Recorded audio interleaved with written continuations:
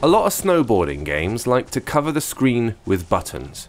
Push here to spin, press there to flip, slide a finger forwards on this joystick to ace your landing. Not so with Peak Rider. It's stripped back to almost bare bones, and if anything, makes for a more entertaining and playable experience.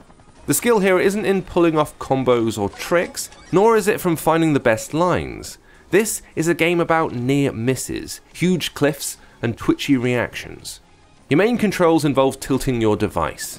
The sensitivity is just right, and weaving through the frozen world of rocks, trees, and ramps that the game throws at you is a simple joy.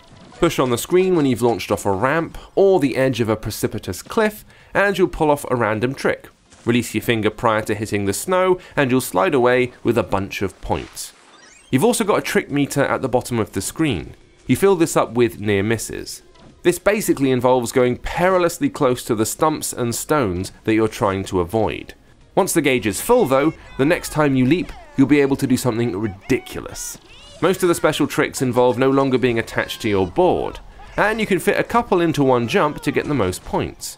The game itself is cut into a series of challenges. Sometimes you're trying to pass through a set number of gates without crashing, other times you're trying to score a bunch of points.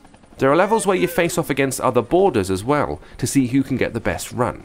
If all that sounds a bit much for you, you can jump into the endless mode and just cruise serenely down the piste. Well, sort of serenely, you'll probably hit a tree on the way down. The game's real strength is the ease with which you can pick everything up.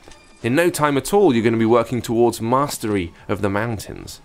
No, it's not as fully featured as some of the snowboarding games we grew up with on consoles.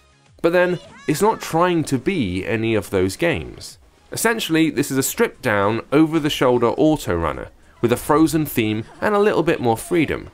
It's not going to change the world, and it's maybe going to disappoint people who are looking for the next SSX Tricky. But it shakes the genre up enough that you're going to have a good time on its mountainsides anyway. Provided you're not expecting miracles, you'll find a simply put together snowboarding game that understands the platform it's been built for.